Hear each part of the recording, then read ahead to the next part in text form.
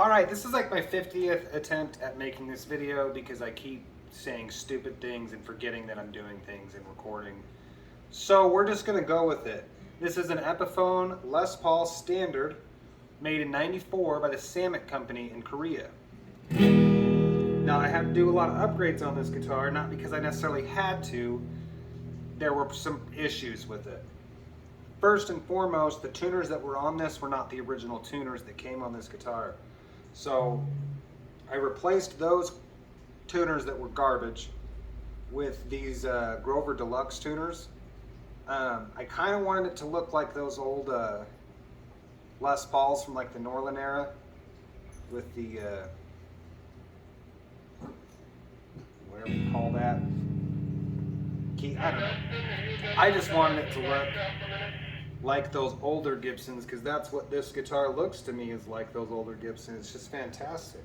The way it plays, everything, I love it. Love the way that it plays.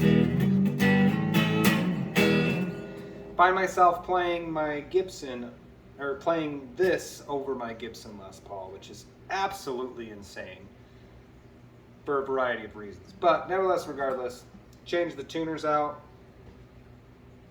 Really, really, really made this a much better guitar. I cannot stress enough that if you spend less than $500 on your guitar, you should probably change your tuners out.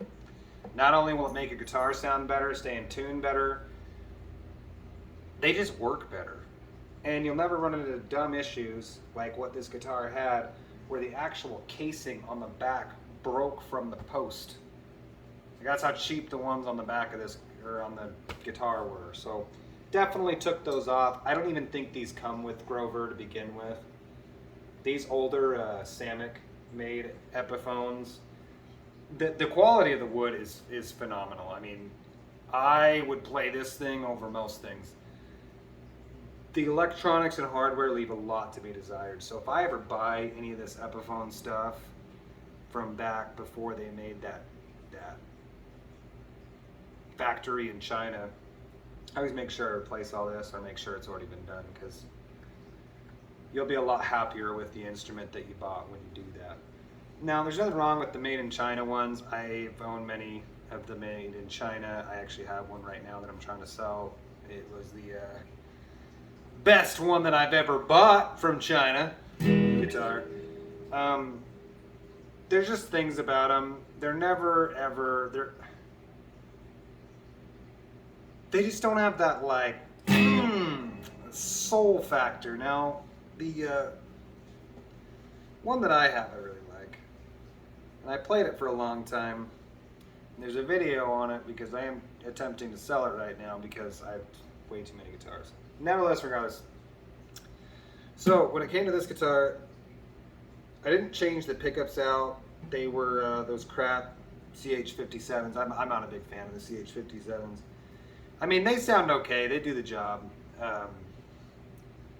Sound much better through distortion, but like, not everybody likes distortion. So, not a huge fan of the CH57s. These actually sound pretty good.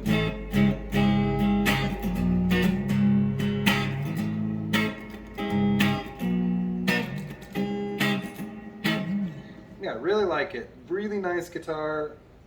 You know, these pickups actually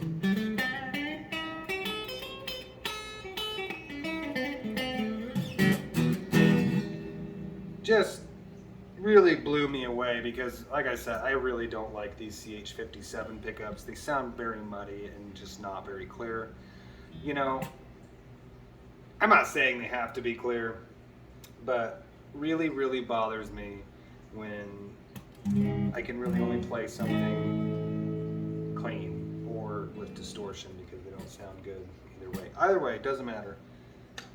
These are the CH57s. I decided to leave them in because they don't sound terrible, and you know what? It's a lot better than spending $200 on a brand new set of pickups.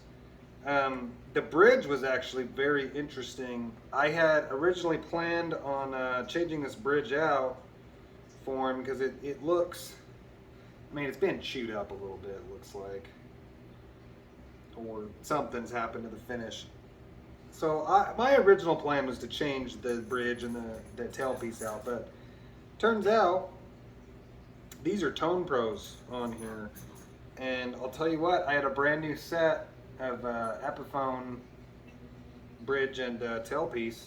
So I was like, oh, I'll just throw those on there, no big deal. It'll look nice, he won't care, you know, sort of thing. I threw them on there. There went all my sound. I started getting this nasally sound off the G string, which I think is kind of common with those Epiphone bridges. I don't know. I just noticed instantly when I changed these out, it was not good. So I instantly put them back in because it's what you do. I changed the pick guard out to one that looks a lot nicer than one. The one they had on here was just a plain black pick guard. So I did one with the, what do you call it, purfling, whatever, doesn't matter. Did one with that. It looks like they upgraded these pots, because when I looked inside, they're definitely not from '94, they're from 2014. So clearly these have been replaced. Now the goofy thing with them was whoever owned this guitar, when they changed those out, they actually soldered the pickups to the tone pots, which you can't do. They need to be soldered to the volume. So it's kind of an interesting thing. When I first got it, the tones worked, but the volumes didn't. And the weirdest thing about it was the volumes were working as tones, and the tone pots didn't do anything. But I could tell that these were working as the tones. So it's kind of a goofy deal that's how this whole thing worked. But once I switched those around, everything works great. I don't have any issues. The volume works, you know, so no big deal there. Yeah, just a great playing guitar.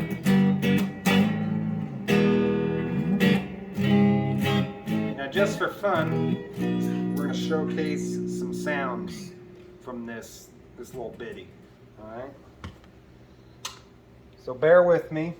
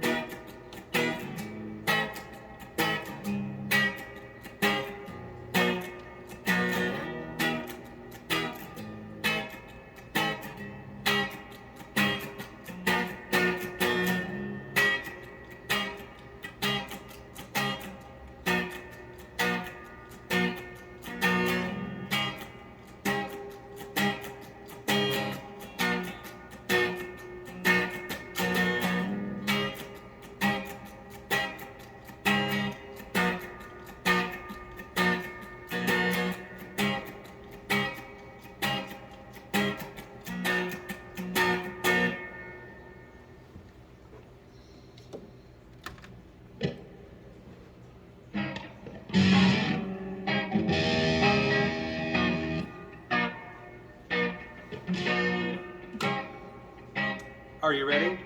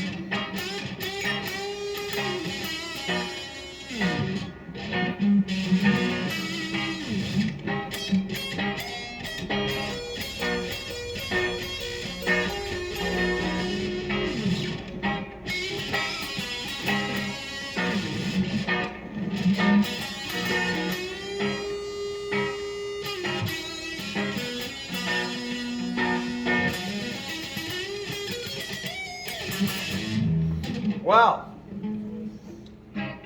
Hopefully that was as good as I felt like it was. Well, there you go. Hope you enjoyed.